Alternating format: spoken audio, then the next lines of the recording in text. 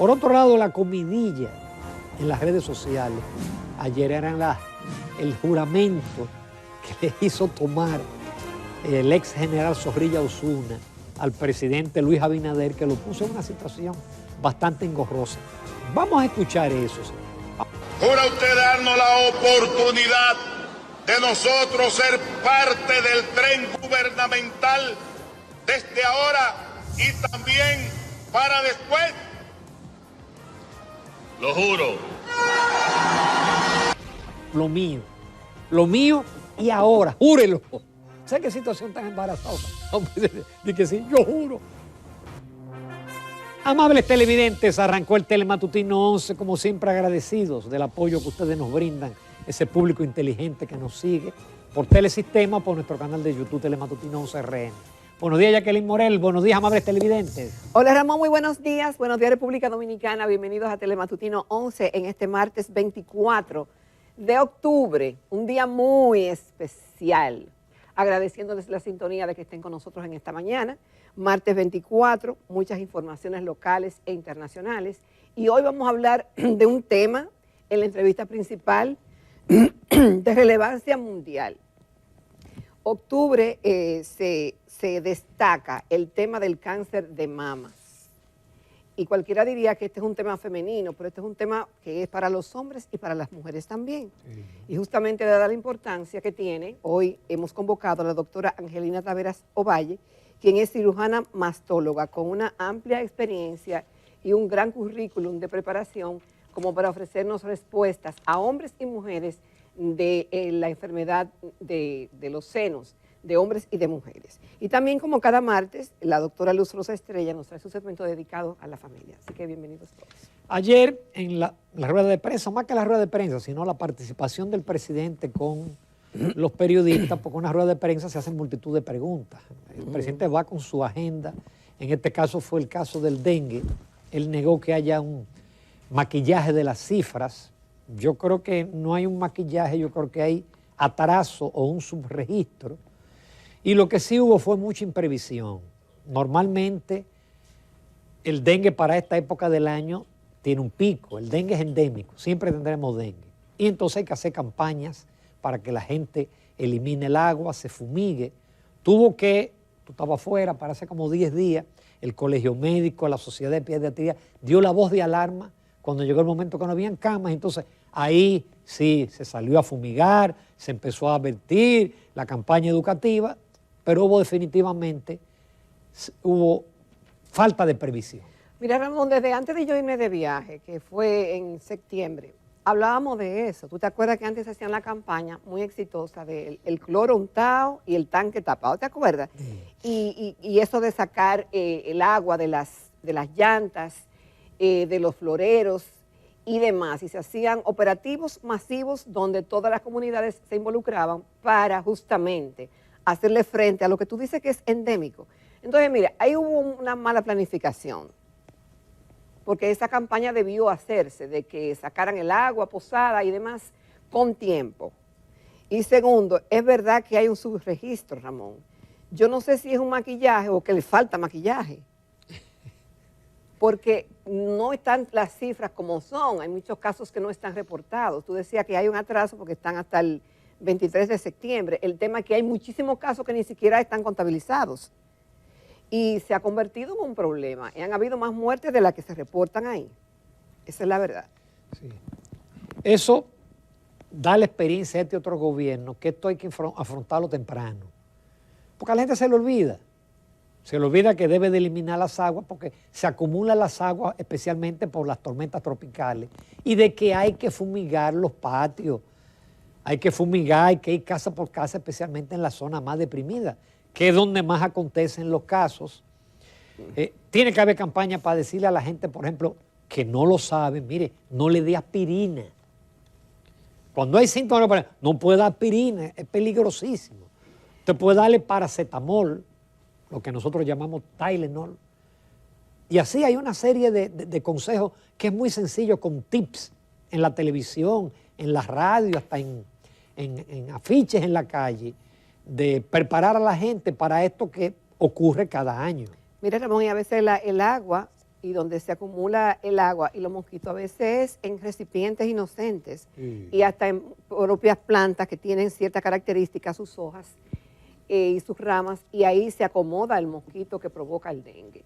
Y otra cosa es que el dengue se puede confundir con un síntoma gripal. Y entonces por eso muchas personas se han agravado y han tenido situaciones muy difíciles porque han confundido la sintomatología con lo del dengue. Y los hospitales y las clínicas están abarrotadas de personas con la enfermedad. Esa es la verdad.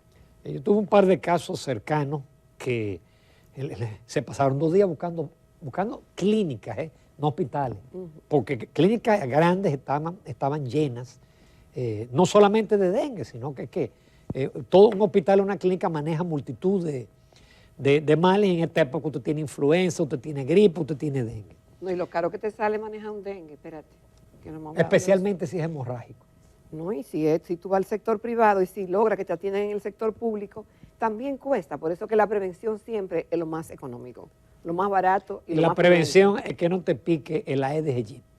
Por otro lado, ayer el Banco Central celebró su aniversario 76. Como siempre, el gobernador presenta un panorama de la economía.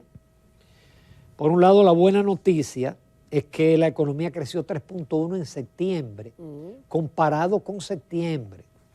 Pero ese es el número que destaca la prensa. El acumulado, es decir, enero-septiembre fue apenas de 1.7%. Así que hemos venido de 1.4, 1.5, 1.7. De acuerdo a mis estimados, ni siquiera el 3% que redujo recientemente economía no se va a llegar al 3%. Porque para crecer 3% en los últimos 3 meses del año, tendría que crecer la economía 6.9%. Y eso es imposible ya. Mira, el crecimiento del trimestre julio-septiembre fue de 2.6% y ya de enero a septiembre fue 1.7%. Vamos a ver cómo nos va en estos últimos meses que faltan del gobierno. Dice que la inflación interanual a septiembre del 2023 fue de 4.41 y la subyacente de 4.68%. También los ingresos del turismo llegaron a 7.594.4 millones de dólares de enero a septiembre. Las remesas a septiembre fueron de 7.597.1 millones de dólares. La inversión extranjera alcanzó los 3.369.5 millones de dólares y las reservas internacionales se ubicaron en 15.900 millones de dólares a septiembre. Entonces, destacó también que la economía dominicana dice que alcanzó su nivel más alto de 3.1 en septiembre pasado. El comportamiento ya dijimos, de julio a septiembre fue de 2.6. Y el tema es que de enero a septiembre es de 1.7. Entonces, hablo también de que en octubre la Junta Monetaria autorizó una nueva facilidad de liquidez para los sectores de la construcción, manufactura, exportación y la agropecuaria por unos 40.000 millones de pesos y que de estos recursos, el 19 de octubre, el sistema financiero ya había canalizado unos 13.735 millones de pesos. Mira, por eso es que la semana pasada el doctor Andrés Daguarre, hijo, decía que ya la política monetaria no tenía la capacidad para estimular la economía, que debió ser la política fiscal, el gasto en inversión. ¿Por qué? Porque se han canalizado 126.000 millones, más 40.000 millones, y aún así la economía sigue en una meseta. Porque una economía que está en 1.5, en 1.7, es una economía que no está en recesión, pero está en una meseta, aún a pesar de todos estos estímulos. Ahora, Ramón, ese ha sido un tema pendiente de este gobierno y de los gobiernos pasados. Es decir, no ha habido casi nunca una armonía entre lo que es la política monetaria y la política fiscal. Siempre la monetaria es la que va cargando la economía y la que va marcando el ritmo. Y entonces la fiscal va a veces por otro lado. Y esa armonización sigue siendo una tarea pendiente de los gobiernos, que a veces no les es tan difícil hacer ese macheo. Pero eso ha sido más grave en este gobierno, porque en este gobierno es donde más ha bajado el gasto en capital. Apenas está en 2.1. Pero si usted ve, por ejemplo, el presupuesto del 24,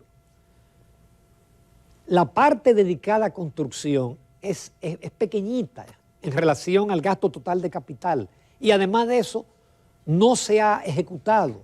Entonces, como usted no ha tenido una política fiscal activa, que sí lo hubo en el pasado, entonces usted tiene que la política monetaria por sí sola no es capaz de empujar la economía y de mantener la inflación. Por ejemplo, el gobernador habla de que la inflación está en 4.41%. Eso es verdad. Ahora, si usted ve el panorama completo, apreciará que en julio era 3.95, que en agosto era 4.27 y que en septiembre fue 4.41. Está aumentando.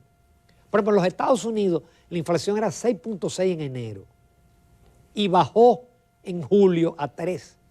Pero bastó que subiera a 3.2 y 3.7 en septiembre y en agosto para que inmediatamente la Reserva Federal diga, mire, no esperemos bajada de tasa de interés, al contrario, las tasas de interés van a aumentar y tendremos un periodo de restricción. Aquí, por ejemplo, en septiembre, los alimentos aumentaron 8.7%. En septiembre. En septiembre, con relación a septiembre. El pollo 7%, la leche en polvo 7%, el plátano 35%, la papa 61%. Eso es en un año. Es decir, la inflación es verdad que está en el rango, pero los precios siguen subiendo, especialmente de manera inexplicable en bienes agropecuarios. Bueno, eso sigue siendo una tarea pendiente, Ramón, porque esto le da de verdad muy duro el presupuesto de la familia dominicana, porque ve que sus ingresos se les reducen cada día. Y eso sí que frustra, eso sí que disgusta y eso sí que desencanta muchísimo. Entonces, en un año que estamos en elecciones, el gobierno tendrá que emplearse a fondo, utilizará sus mejores talentos y mejores recursos para que, si se quiere permanecer en el poder, debe mejorar las condiciones de vida de la población dominicana. Y mira que el gobierno ha mantenido la inflación a 4 porque el gobierno no está ajustando los combustibles. Si el gobierno hubiera ajustado los combustibles, que la inflación fuera de 10 o de 12, pero también está subsidiando la harina y está subsidiando una serie de insumos para los pollos y los cerdos, pero aún así los precios siguen subiendo. Por otro lado, la comidilla en las redes sociales, ayer eran el juramento que le hizo tomar el ex general Zorrilla Osuna al presidente Luis Abinader, que lo puso en una situación bastante engorrosa. Vamos a escuchar eso, señores. Vamos a escucharlo. Y que nosotros lo dijimos ayer, eso de que mi amigo y hermano le quita solemnidad a todo. Era que yo no tenía todavía el video. Adelante, vamos, con sonido. Usted darnos la oportunidad de nosotros ser parte del tren gubernamental desde ahora y también para después. Lo juro. Ahora, ay, señor, perdona lo que él no sabe. No, pero mira, Zorrilla es un tipo transparente.